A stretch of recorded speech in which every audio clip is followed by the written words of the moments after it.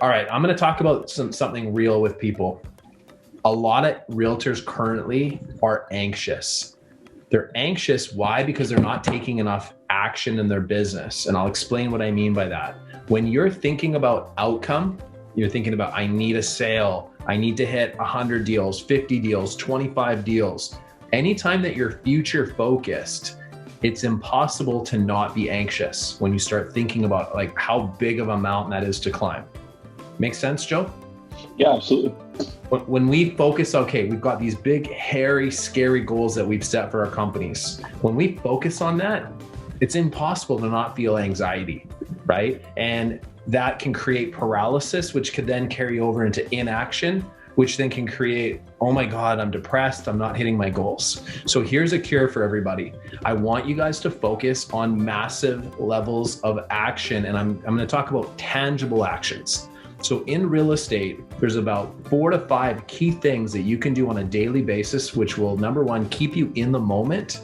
Number two, make you actually successful. So first things first is pick up the damn phone. Start calling your friends, your family members, your sphere, and start reconnecting with everybody. When you're having quality conversations with people and you're connecting, you're in the moment, and it's impossible to feel anxiety, right? If you have a database, start calling some old leads, because I can tell you there's a ton of gold, hundreds of thousands of dollars, millions of dollars potentially sitting there in business opportunity. Pick up the phone, start texting, start doing bomb videos. So prospecting would be a number one activity. Start creating some quality content that you can then put out there to your audience, right? Content is a great way to build affinity and trust with people, and it's a long-term play. But again, it's an activity that you can do that can make you feel present in the moment. A third activity, Joe, go out and meet with some buyers, right? Meet with some buyers, do some consultations, get out there and do market evaluations, but start focusing on income-producing activities that give you the highest probability of hitting your goals. By you being in action mode, it's impossible for you to feel anxiety. Now, it's important to have a very specific and measurable activity goal. So why don't we break that down, Joe? What would a specific measurable activity goal, as an example, look like for a realtor to be successful on a daily basis? I think first and foremost, I think number one is real estate's a contact sport. I think the first goal, the biggest, hairiest goal that people have, people need to have a contact goal. So the contact goal, 20 conversations a day. Get it in your calendar. 20, not 20 dials, right? 20 conversations. How many people can you communicate with in a day? That number, 20. There's goal number one. And look, if you're doing 2 a day, maybe set it to 10. Set it to 5, 15. Pick a number, make it tangible, make it something that you can influence, that you can track, and that you can measure.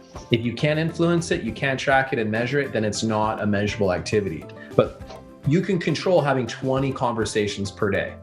What would be another measurable activity that someone that's listening could be doing on a daily basis right now? A proactive text campaign that starts at 8 in the morning to about 8:30. Send out 10 text messages a day, touching base with what I think is the greatest database that anybody has. I will argue this all day long. This is your raving fan club in here. Start with the A's and start working your way down. Don't let your brain let you off the hook as to why you shouldn't communicate with somebody. We had one agent on a call about a week ago, and they're like, yeah, but my first contact is Aaron. Like, Aaron who? Well, there's no last name. Find it out. Don't make an excuse as to why you shouldn't reach out. At some point, somebody's given you their number with the intent of communication. Reach out. 10 per day. Have it done by 8:30 in the morning. And if you really want to get granular, say out of the 50 that you're going to send between Monday and Friday, by Friday afternoon, minimum of 1/5 gets added into your database. Minimum 2 per day. From here into here. Yep. Simple. What's another measurable activity that somebody could do to keep them action focused, not thinking too much about the future, but in the moment where they can make sure they're not sitting there with anxiety and paralysis? 30 minutes a day. Spend 30 minutes a day creeping on Facebook. I don't mean just like hitting the like button and scrolling down for your friends. I'm talking like that deep, like creeper in a tree fort type observation, right? Like, share, comment. Now, I've heard many people talk about the Facebook algorithms. Do not let your comment be less than 4 words. Great job isn't a comment. Looks good, not a comment. If it's a recipe that a friend posted, put in there, looks really great. I'd love to try it tonight. How did it turn out for you? Engage. Don't just be an observer. Spend 30 minutes a day engaging in social media. Other thing I would say is you can find life events. So another simple measurable activity goal could be thank you cards. Go buy a bunch of thank you cards, right? Get some scratch and win, some coffee gift certificates. Find moments in people's day that are happening in their lives and maybe pick 1 to 5 a day and do that. So if you block 30 minutes a day writing some thoughtful handwritten cards or maybe setting some thoughtful gifts, use send out cards like what we do. Send some flowers. Maybe somebody's dog just died in your network. Send them flowers with a nice card with a photo of the dog and something memorable. If they just had a baby, get a nice blanket, have the baby's name embroidered on it, thoughtful card, and have it couriered to them, right? Again, a simple measurable activity would be do 1 thoughtful thing per day, 1 thoughtful send out, maybe 2, maybe 5, right? Figure out the things that really cater to your style, but stay laser focused on consistency. And I would say build it 5 days a week. You don't need to work 7 days a week. 5 days a week doing these measurable activities and stay consistent and laser focused. Another key activity is find a peer group. Peer-to-peer accountability is one of the most important things people can do. So start finding people that have goals and share them with each other and then hold each other accountable. It's funny, I did this with one of our coaching students.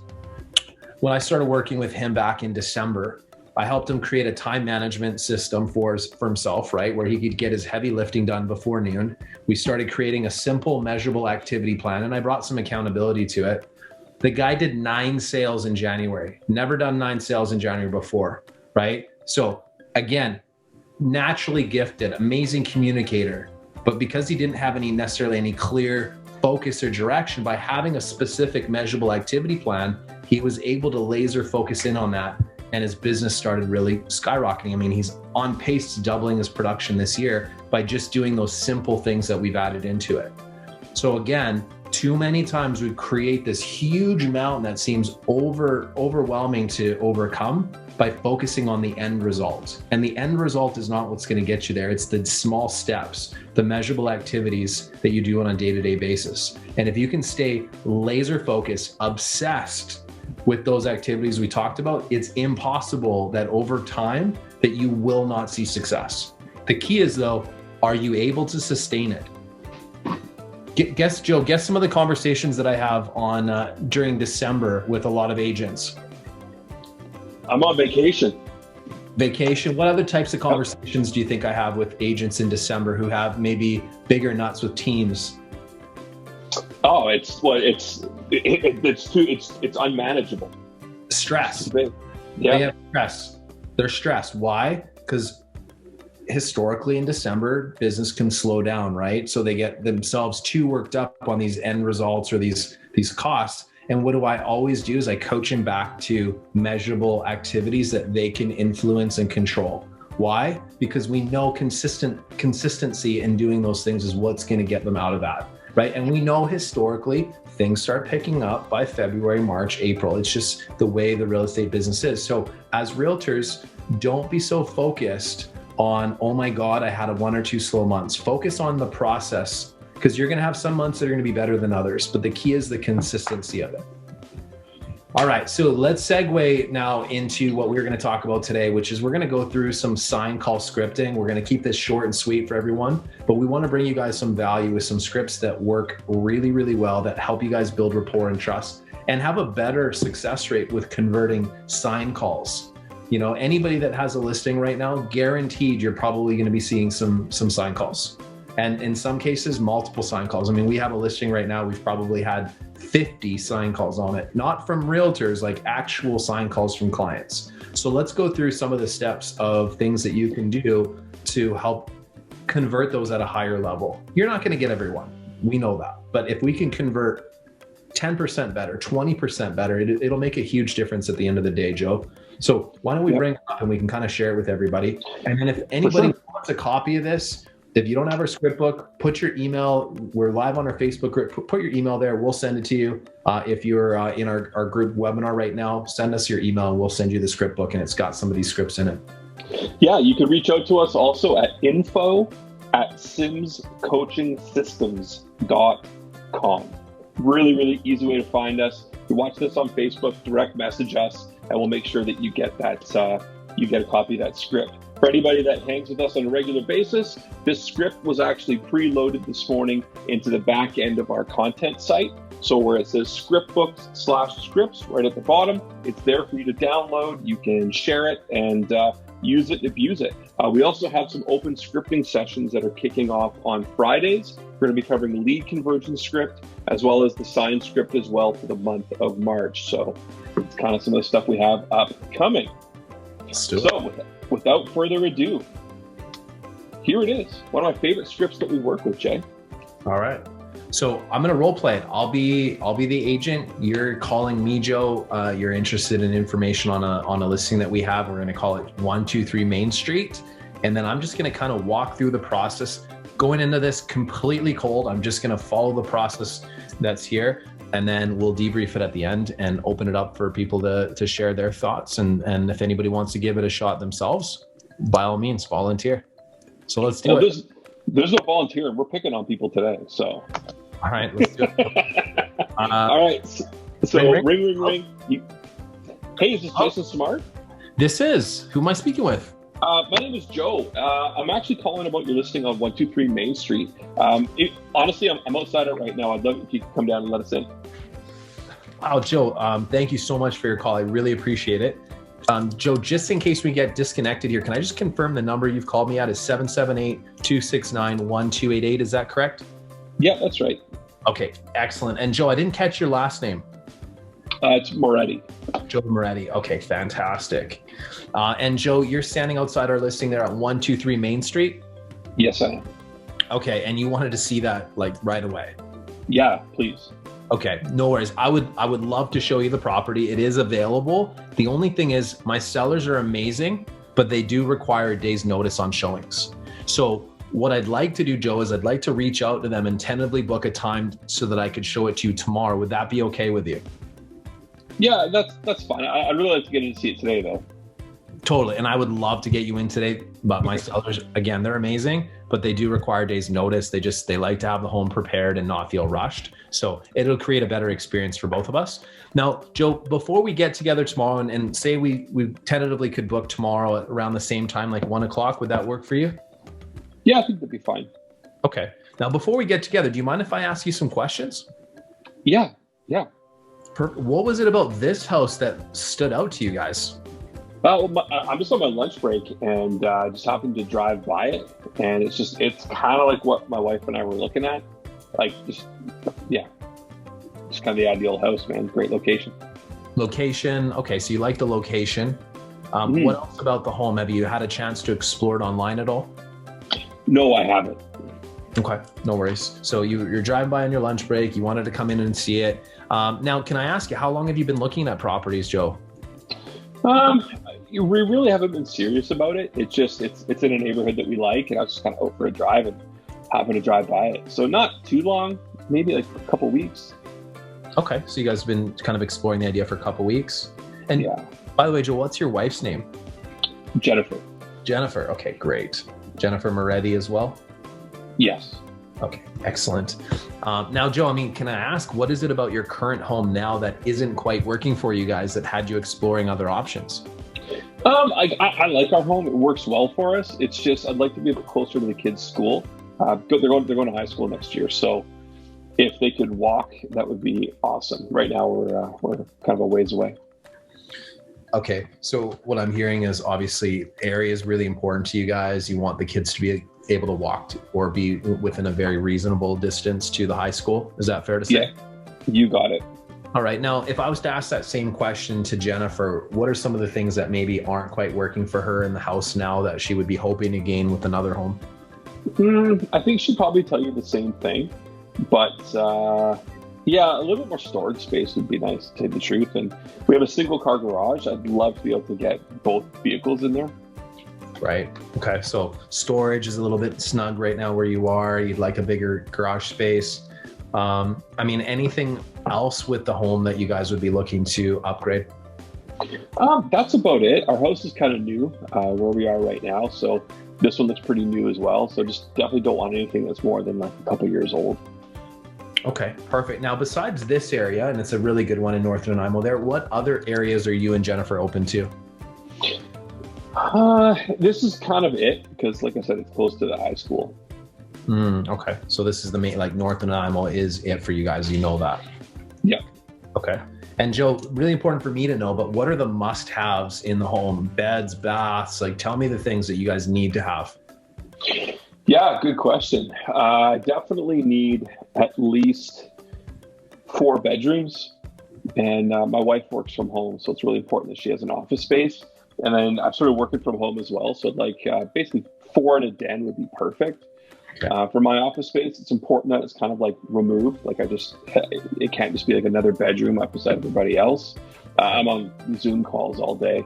And then, yeah, just open concept would be great. Don't need much of a yard. Bathrooms, I don't know, like 2.5, I think would be great. Okay. And you mentioned something a little newer as well. Yeah, I don't want to deal with a lot of like, I kind of want to be replacing a roof or, yeah, I don't need that. Okay. You kind of want the home to be updated already. You got it. All right. Now, have you guys had a chance to explore your budget? What payment you guys would be comfortable with? Yeah, we kind of kicked it around a little bit, but not a ton. Okay. No worries. Somebody said the link's not working. Joe, just time out from the role play. I don't know. Yeah. The link is not working. Yeah, I think most people were able to log in. Can you guys hear us? If you can hear us, just like comment in the chat. Yeah, we got 16 people in. Okay. All right. We'll keep going into the role play here. Joe, I mean, in a perfect world, when would you guys like to see this move happen? I'd like to be settled. Again, the kids start high school in September, so probably maybe at some point in the summer. So not a major rush. Okay. So ideally September before the school rush would be perfect. Okay. Fantastic. Now, Joe, you mentioned that you guys have a home that you are in now. Can you tell me more about that? Do you own it? Do you rent it? Just share with me the details around that.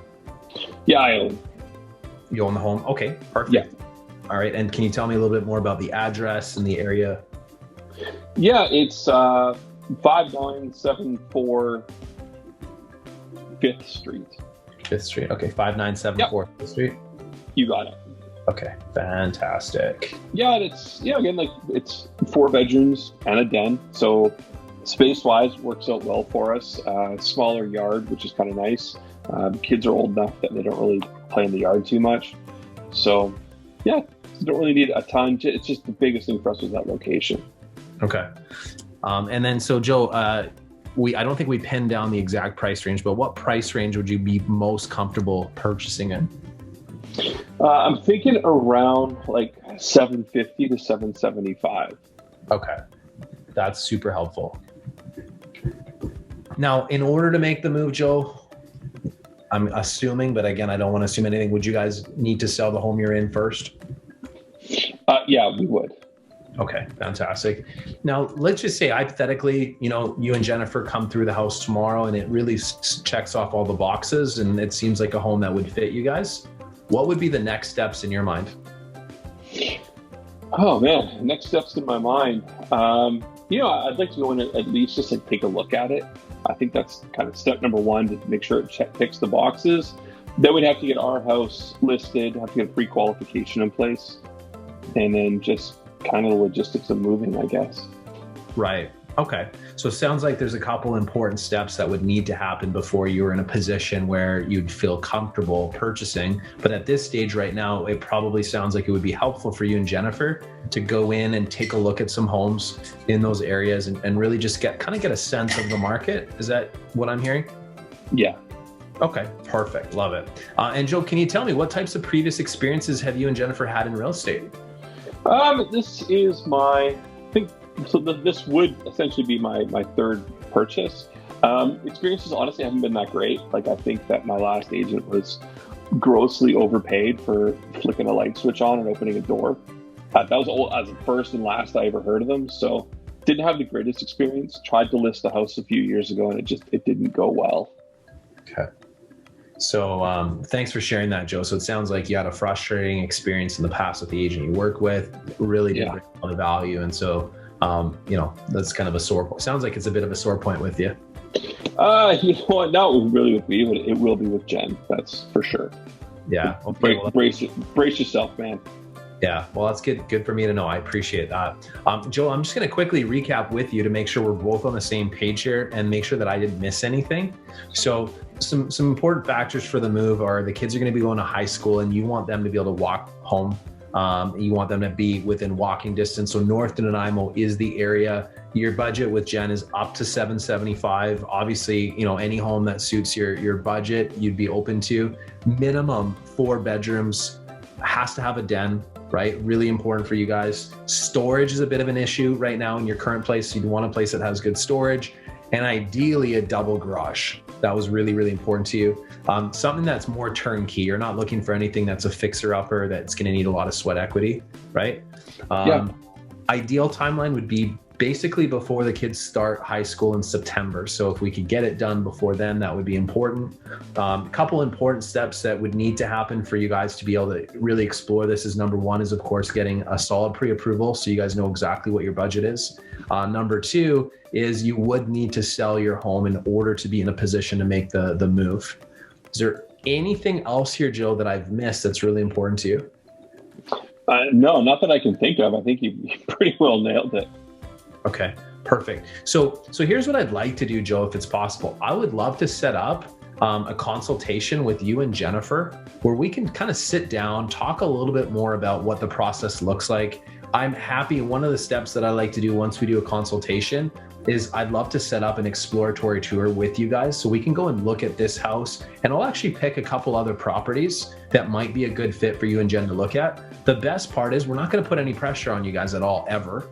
Right? But we're going to go and just look at the houses and see if it's something that you guys could like, right? The best part is I'm going to learn a lot working with you guys by seeing how you react to the homes. So as we put the right steps in motion, as we work together into the future, when the right property comes up, you'll be in a position to be able to act on it. Now, what does your schedule look like in the next day or so for you and Jen to both be available for about 20 minutes, half an hour to have a bit of a consultation with me? Yeah, I think we could do that. Yeah? Yeah. Again, tomorrow, if we can get in that place tomorrow for 1, we can maybe just do it like right before then. Okay, so why don't we do that? I mean, the place is just around the corner from where I'm at. So why don't we set up, we'll do a Zoom meeting. Maybe we can do a consultation around noon, and then we can meet at the property at 1 o'clock after that. Would that work for you guys? Yeah, that works. Okay. Now, the other thing that we touched on, Joe, is your pre-approval. Do you have someone that you work with that you trust? No, not really. Okay. Would it be okay if I made a recommendation to someone that I personally use myself, that I trust 100%, like they do an amazing job, can get you access to the best rates, but would it be okay if I made an introduction to someone who can help you and Jen at least understand what your budget would look like? Yeah, I think so. Okay, cool. I'll make an introduction. His name's Tony Montana. He's awesome. He'll take really good care of you. He's with Montana Mortgages, and he's primo. So you're in good hands there. All right. So I'll tentatively book an appointment for 1 o'clock. Obviously, I'm going to confirm with my sellers. I'll get back to you and confirm that. We'll get together on a Zoom. We can do a Zoom call, me, you, and Jennifer tomorrow before the meeting, just to kind of keep it COVID friendly for right now with obviously everything that's going on out there. And then, Joe, what's the best email for you and Jennifer? Yeah, it's abc@123.com. Okay, abc@123.com. You got it. And your Jennifer's email? Yeah, we both share the email address. It's a family one. All right, beautiful. abc@123.com. Great. And then when we talk with the consultation, when we talk tomorrow, it'll be good for me to kind of get a sense of what Jen's looking for. We can go out, take a look at that house. I'll see if I can sneak another 1 or 2 properties in there to see as well. And then what I'd like to do as well is we can maybe set up an appointment at a different time where I can come in and take a look at your place and at least give you guys an idea of what it would sell for in this marketplace so that you guys are getting all the information. And that way we can make this process simple and easy. Because Joe, it sounds like it's not a question of if, it's more of a question of timing for your move. Yeah, definitely. Okay, excellent.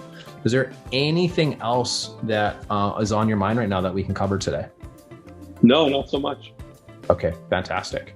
All right, there you go. Let's stop the role play so you can stop the screen share right now and let's debrief it. And here's the best part, guys. I went in completely cold. It's been a while since I've had to use this script or anything like that, but I know there's definitely some areas that I can improve on that conversation, but let's focus first on some of the elements that you guys heard that you thought went well. So maybe some of the questions or things. So who wants to share first?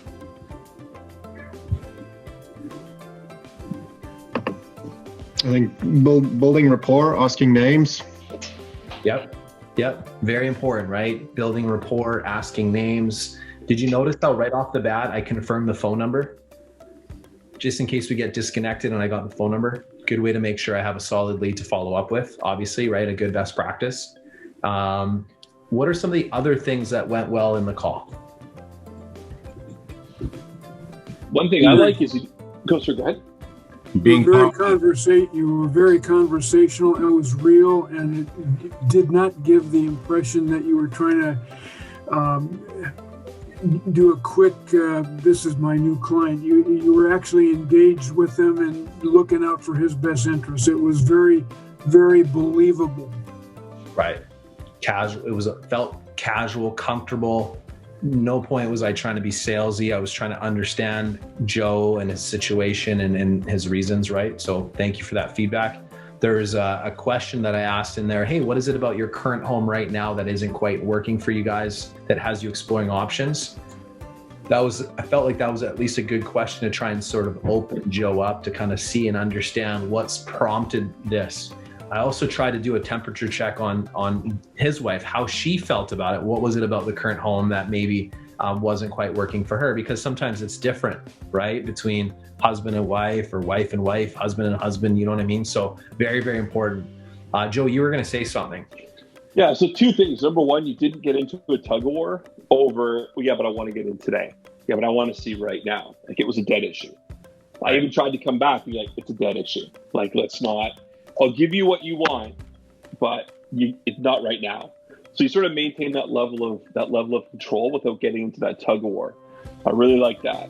The other thing I really liked is when you found out that I had a house to sell, the conversation didn't shift to that house. It wasn't like, so who's talked to you about the house? Who's walked through? Who's done your market evaluation? I'd love to come by tonight and do that. I can come by this afternoon. I can let you know what it would be. 2 houses in your neighborhood, like it wasn't about that. You ticked the box and you moved on. Right. I know there's a listing need there, but I also know I can scare them off pretty quickly if I come in too aggressively, right? So my strategy was like, hey, let's kind of take a little bit of the pressure off. They want to look at a house. That's ultimately what they want to do. And for me, because there's a potential buy and a sell opportunity here, I'm open to that, right? At the end of the day, I'm open to that. I've uncovered that there's a couple things that need to happen in order for them to make a move. So here's a question. If you guys are listening, write this one down. So Joe, assuming we have a great viewing tomorrow and you guys saw the property and it checked off all the boxes, in your mind, what would happen next? And then shut up. Do not say another word. In your mind, what would happen next? Notice what happened when I did that? What happened, Joe? I came up with a plan. I told you the next steps. You didn't have to do it. I said this, we're going to do this, then this, then this, then this. Right. You told me that, well, I would need to get pre-qualified. So I knew that you weren't pre-qualified yet. You would need to sell your house. That was another thing that came up. So a brilliantly asked question flushed out information that didn't have to sound like an interrogation. So if anybody's listening, that's an amazing question. We use that all the time. Talk to our client care team, our agents, just a question we use a lot, and it gets a lot of great information out of them. Any other things that you guys thought went well with the way we structured that? And again, I realize it wasn't perfect. There's never going to be a perfect call. So once you accept that, you can feel really damn good knowing that, hey, I never have to be perfect. That takes a little anxiety away, just that in itself. There's always going to be something we can improve on, but let's stay focused on the things that went well right now.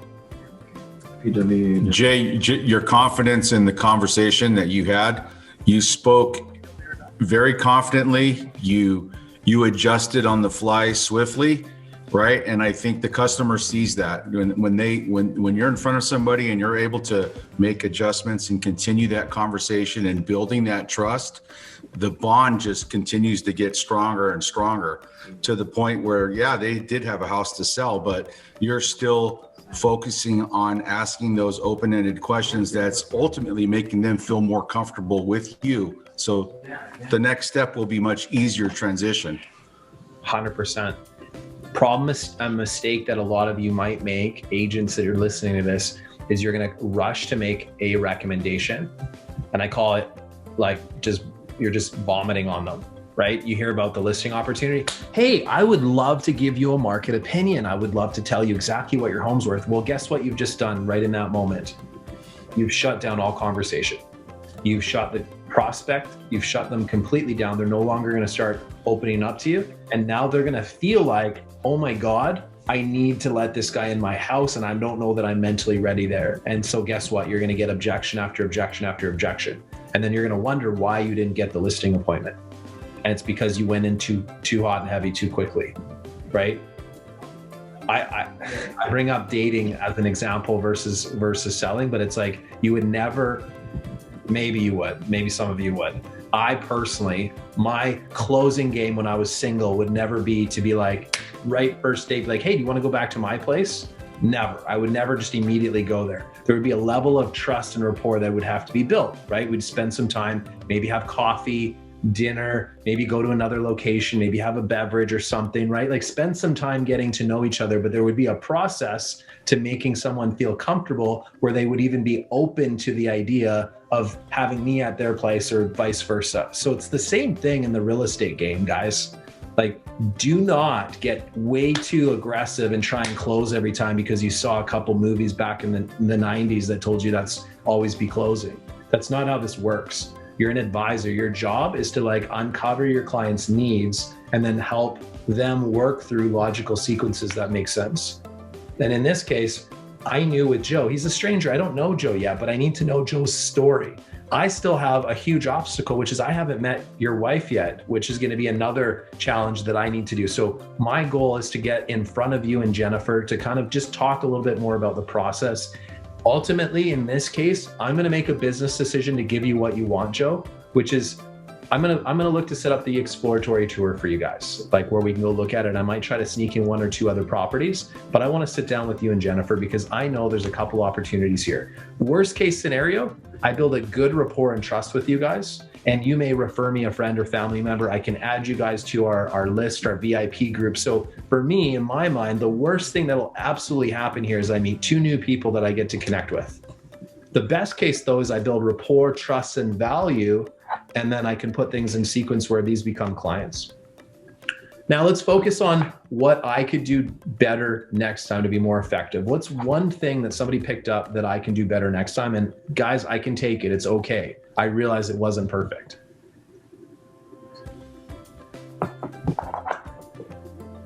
Joe, you may have to jump in here if nobody says anything. Did you want me to start like chronological, or do you want me to start by number? Where do you want me to start? Whichever one, man. Closed-ended questions. There are some closed-ended questions right in the beginning, right? Are you, would you, have you? And in some cases that can shut down a conversation right in the beginning. I kind of took it easy on you. But yeah, in some cases you may get people that are like, no. And it's really hard. It's really hard to open back up when you've sort of funneled it down, right? especially if you've asked a couple in a row and the answer's been no. Right. It's like that plane sort of sloping down. So I did notice some closed-ended questions in the beginning. And do you guys notice they were the points where I deviated from the script that was right in front of me because I wasn't reading it? Happens to all of us. Happens. Hopefully I was able to recover, but you're right. Like as soon as you start in the early process, if you're trying to get rapport built and you're asking very focused questions that get you one-word answers, good luck. It's an uphill battle from there because they're going to feel like they're in an interrogation, and really you want a conversation where they're doing 80% of the talking. And I really try to focus on keeping you opening up and sharing and moving the process along. What's one other thing that other people observe that I could do better and more effectively next time? Or even just differently. Differently, yeah, absolutely. It's not about necessarily like it was wrong, but how could I adjust maybe a question that I asked that was a little bit closed-ended, but maybe I could tweak it and it could be more open-ended. I wouldn't think too much about it, man. You did good. You did very good.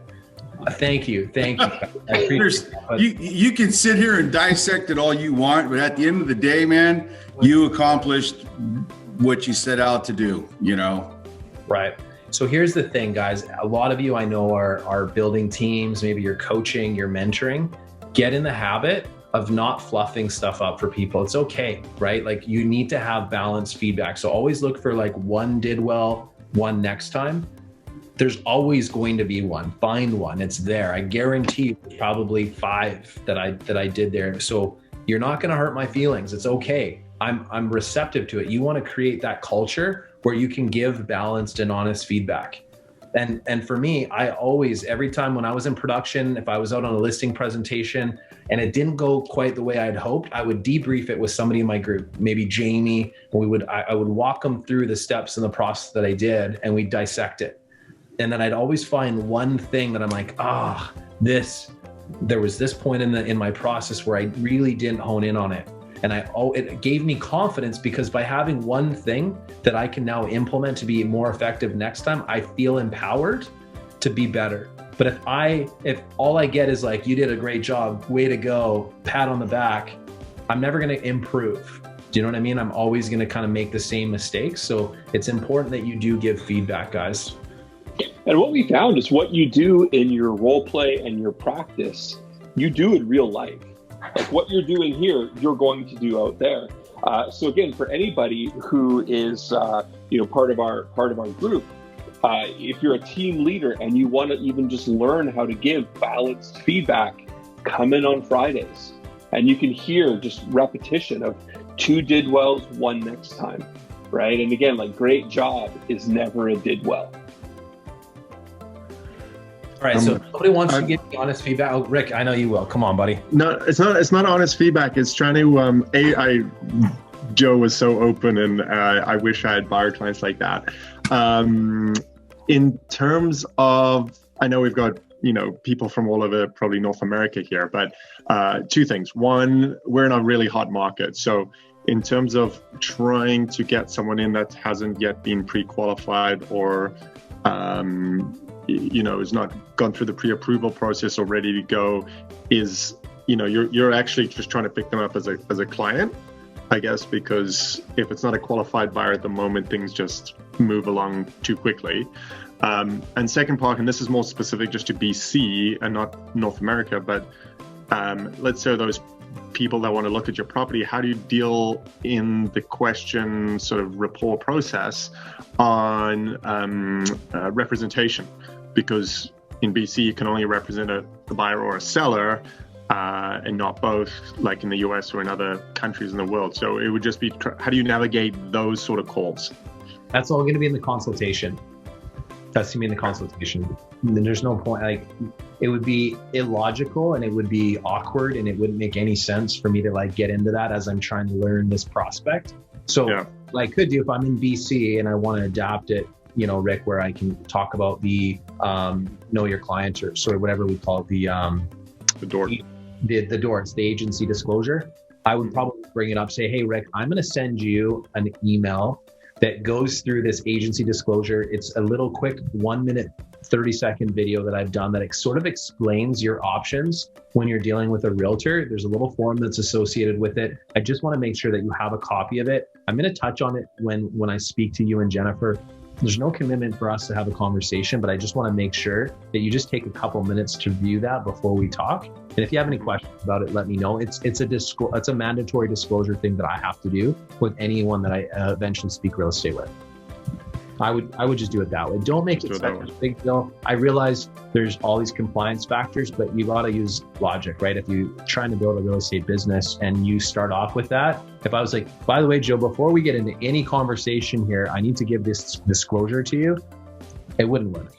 I know, and that just happened to me. I had a really nice listing and high traffic area, lots of people going by, and I had quite a few cold calls off the sign saying, I'd like to see this property. And from my side, it's like my first question was, do you have an agent that's helping you with this?